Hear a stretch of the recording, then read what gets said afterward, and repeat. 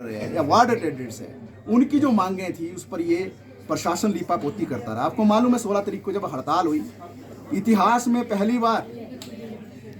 बार इतिहास में सैकड़ों कर्मचारी जो आईजीएमसी के, सफाई के, सिक्योरिटी के, वार्ड अटेंडेंट, ईसीजी, जो मेस के कर्मचारी है, जो लॉन्ड्री के कर्मचारी है, ये सारे के सारे कर्मचारी जो हड़ताल पर उतर गए।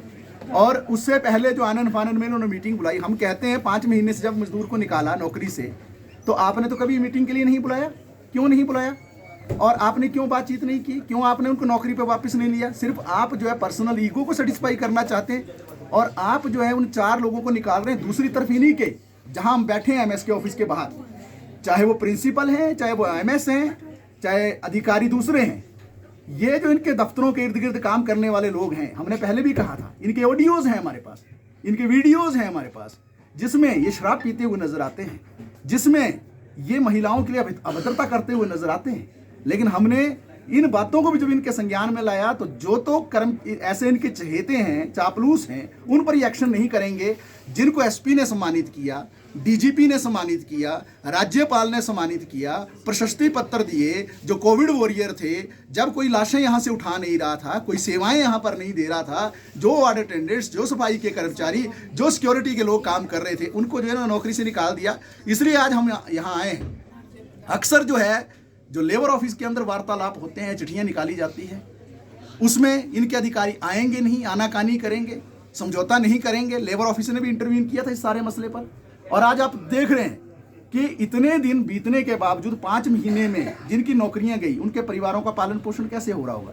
उनके बच्चे की फीस कैसे जाएगी? उनके क्वार्टर का खर्चा कहाँ से निकलेगा? उनके बूढ़े माता पिता जो है उनका खर्चा जो है बीमारी का कैसे निकलेगा? इन सारे प्रश्नों को लेकर आज हम यहाँ आए हैं और फिर कह रहे हैं, क्योंकि यहाँ के अधिकारी एक जो है गफलत में हैं, गलत फहमी में हैं, वो बार बार हमें उकसाते हैं और ये ताना देते हैं कि आप अस्पताल के अंदर तो नारे लगा नहीं सकते। उतने बुद्धिमान तो हम भी हैं कि अस्पताल के अंदर क्यों हम नारे लगाएंगे?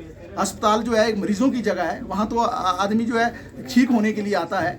लेकिन उसके पूरी वातावरण जो यहाँ पर बनाई जाती है जिस तरीके से कि जो है कर्मचारियों को तंग करना, उनको नोटिस सर्व करना, उनको धमकियां देना, उनको नौकरियों से निकालने की साजिशें रचना, आईजीएमसी के अंदर हम किसी भी तरीके से चुप रहने वाले नहीं हैं। हम कहना चाहते हैं कि इस संदर्भ में हम विधानसभा में भी प्रश्न लेकर आने वाले हैं विभिन्न विधायकों के माध्यम से, और दूसरी ओर हम जो है विधानसभा भी कूच करने वाले हैं इस प्रश्न पर। हम सिर्फ जो है यहाँ नहीं आएंगे, हम मुख्यमंत्री को भी बात सुनाएंगे और मुख्यमंत्री महोदय से हमारा ये उनसे हमारा गुहार है, हमारा निवेदन है मुख्यमंत्री महोदय से कि तुरंत इस मसले पर हस्तक्षेप करे, क्योंकि जो ऐसे अधिकारी आईजीएमसी के अंदर बैठे हैं जो इस तरीके की कार्रवाई करते हैं, कारगुजारियां जिनकी ठीक नहीं है, और मतलब मैं बहुत सारी बातें आपको पता है, यहाँ तो 4 सीटें तक लोगों को थमा दी गई हैं। क्या क्या आईजीएमसी के अंदर चला हुआ है, ये सारे मसले जो है, इन मसलों को हम उठाएंगे, विधानसभा के बाहर भी उठाएंगे, विधानसभा के अंदर भी विधायकों के माध्यम से उठाएंगे। फिर एक बार कह रहे हैं कि आप जो है